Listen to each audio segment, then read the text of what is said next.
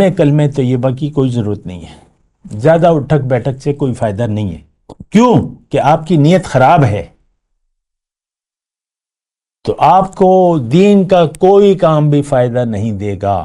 اصل دین تو اللہ کے حکم کے سامنے سر جھکانے کا نام ہے۔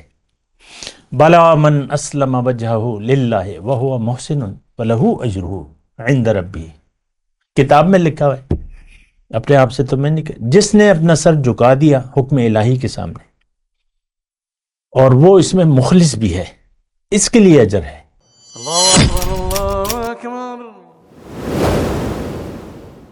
اللہ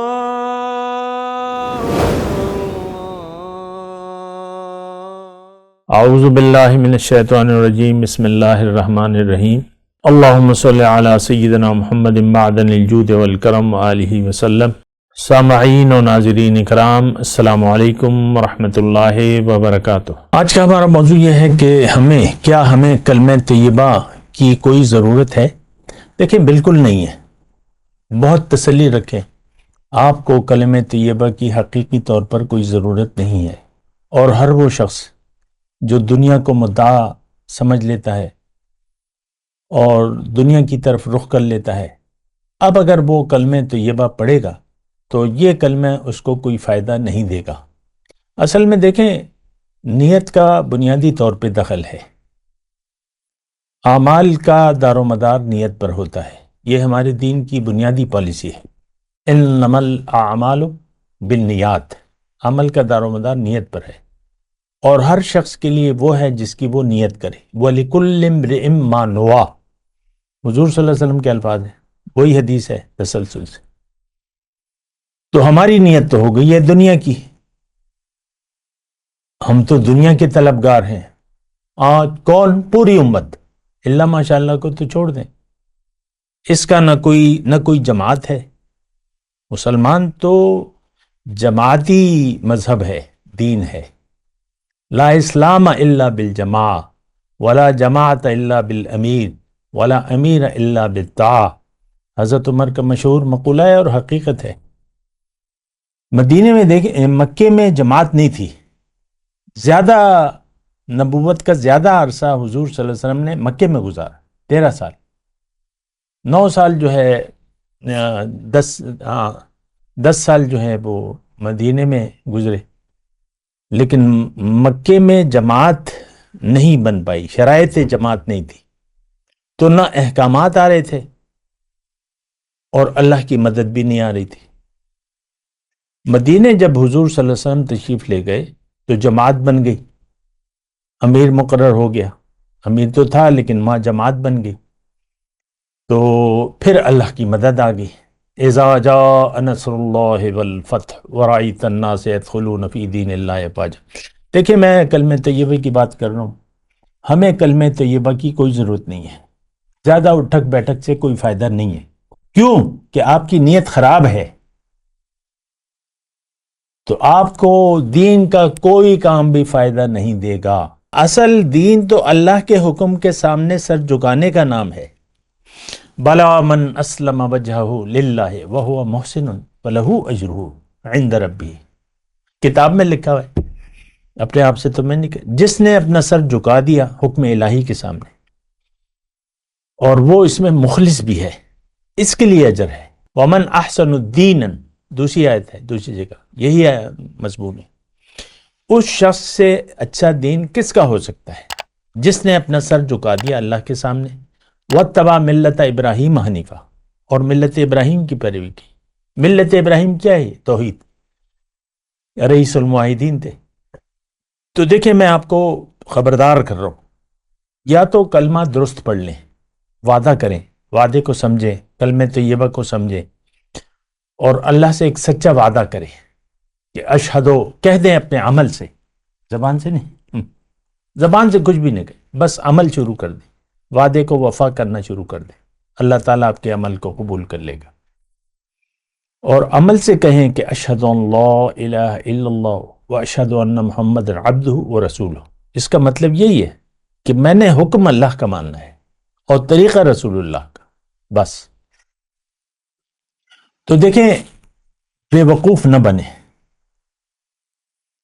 اور یہ بے وقوف کے الفاظ تو اللہ نے بھی بیان کیے ہیں قرآن میں، اور حضور صلی اللہ علیہ وسلم نے بیان کیا۔ اللہ نے کیا کہا ہے؟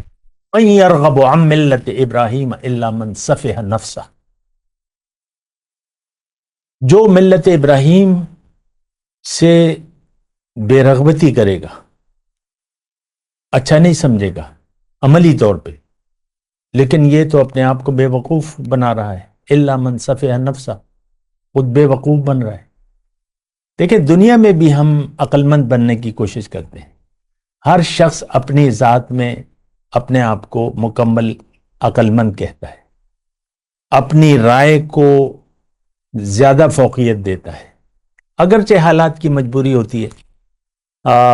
کوئی ادارے میں ملازم ہے تو وہ باس کا حکم پھر مجبوراً مانے گا، یا بیٹا ہے تو وہ باپ کا حکم بعض اوقات ماننا پڑتا ہے ویسے، یا جو بھی ہے ادارے میں جو بھی ہے، تو وہ تو حالات کی مجبوری ہوتی، لیکن ہر انسان کہتا ہے کہ عقل مند ہوں تو میں ہوں۔ یہ میں عام انسان کی بات کروں، ہر شخص کہتا ہے کہ عقل مند میں ہوں، میری جو رائے ہے، میری جو سمجھ ہے، میں جو دین کو سمجھ رہا ہوں، میں جو دین پر عمل کر رہا ہوں، وہ کافی ہے۔ مزید مجھے دیکھیں دین کو سمجھنے کی ہم ضرورت بھی نہیں محسوس کرتے۔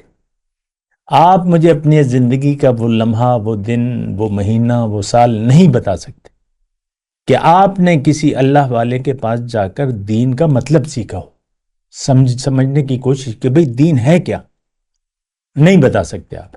ہاں دنیا کے بارے میں آپ نے سوالات کیے ہوں گے، بچے ہیں ان کے والدین کہ بھئی کون سی ڈگری، کیا سکوپ ہے، کون سا سکول اچھا ہے، کس میں داخل کریں گے، کون سی نوکری اچھی ہے، کون سا کاروبار اچھا ہے، ہر چیز میں آپ مشورہ کرتے ہیں، جاننے کی کوشش کرتے ہیں۔ مطلب ایسے تو آپ ویرانے میں تو کوئی دکان نہیں کھولتا، وہ بے وقوفی ہوگا جو ویرانے میں کوئی دکان کھول لے گا، کون آئے گا؟ ایسا ہم نہیں کرتے۔ اسی طرح دیکھیں دین کی جو کلمہ طیبہ کی کوئی ضرورت ہم محسوس بھی نہیں کرتے۔ آج کا ہمارا موضوع یہی ہے کہ کیا ہمیں کلمہ طیبہ کی کوئی ضرورت ہے؟ ہم کلمہ طیبہ کو سمجھنے کی بھی ضرورت محسوس نہیں کرتے، اور وہ جو زبانی کلمہ ہے اس کو ہم کافی شافی سمجھتے ہیں، پھر اصرار کرتے ہیں کیا میں مسلمان نہیں ہوں؟ کیا میں کلمہ گو نہیں ہوں؟ کلمہ گو ہونے سے کوئی کام نہیں بنتا۔ مدینے کے جو منافق تھے کیا وہ کلمہ نہیں پڑھتے تھے؟ کلمہ پڑھا، حضور سے بیعت کی، اور چندے بھی دیتے تھے، اور حضور کے ساتھ بعض غزوات پہ بھی جاتے تھے، وغیرہ وغیرہ، تمام کام کرتے تھے، لیکن کلمہ طیبہ کے مطلب کو نہیں سمجھتے تھے، نہیں سمجھنا چاہتے تھے۔ دیکھیں ذرا فرق ہے، نہیں سمجھتے تھے اور سمجھنا بھی نہیں چاہتے تھے۔ آج ہم دین کو سمجھنا بھی نہیں چاہتے، غیر ضروری۔ اب میرا مثال کے طور پہ کلپ ہے، چل رہا ہے، لیکن لوگ اس کو نہیں سنیں گے، کیونکہ دین کو تو میں تو کوئی قصے کہانی نہیں بیان کر رہا، تو لوگ کہیں گے نہیں یہ ہم نہیں، کوئی فنی کلپ لگاؤ، کوئی یہ انٹرٹینمنٹ، فیس بک ہو گیا، سوشل میڈیا ہو گیا، انٹرٹینمنٹ ہو گئی، اور جو بھی ہے آپ کام لیتے ہیں۔ دین کو سمجھنے کے لیے ہم سوشل میڈیا نہیں لگاتے، نہ دیکھنا پسند کرتے۔ آپ دیکھ لیں میرے کلپ چل رہے ہیں، ریلز چل رہی ہیں، ان کی ویورشپ کو دیکھ لیں، زیرو لائک، زیرو، اور جو دل کا نشان ہے زیرو، دیکھ لیں، کوئی سننا بھی نہیں چاہتا۔ تو لہٰذا میں یہی کہہ رہا ہوں کہ ہمیں آج کے مسلمان سے میں مخاطب ہوں کہ آپ تکلیف نہ کریں، کلمہ، نماز، روزہ، حج یہ آپ کے کچھ کام نہیں آنے والا۔ پہلے کلمہ پڑھنے کی ضرورت ہے، پہلے دین کو سمجھنے کی ضرورت ہے، پہلے ایمان باللہ کی ضرورت ہے۔ نیکی شروع ہوتی ہے ایمان باللہ سے۔ آپ کا تو دنیا پر یقین ہے، آپ کا تو رخ دنیا کی طرف ہے، آپ تو زندگی بھر دنیا کے لیے گزار دیتے ہیں، پوری زندگی آپ دنیا کے لیے گزار دیتے ہیں۔ یہ کیا زندگی ہے؟ جب آپ دنیا سے جاتے ہیں 2 گھر بنا لیے، 2 بیٹیاں ہیں، 4 بیٹے ہیں، اور بس ایک ڈپٹی کمشنر ہے اور ایک کیپٹن ہے اور یہ ہے اور وہ ہے، تو ہم دنیا ہی کے لیے زندگی گزار رہے ہیں۔ دیکھیں اپنے آپ کو دھوکہ نہ دیں، اس کا نقصان جو ہے وہ آپ کی اپنی ذات کو ہوگا، اور آپ پھر سوالات کا جواب آپ کے پاس نہیں ہوگا. بس آپ یہاں بھی آپ نے زندگی گزاری، آپ کا چہرہ سیاہ ہوگا. آپ کا چہرہ سیاہ تھا، آپ کا دل سیاہ تھا.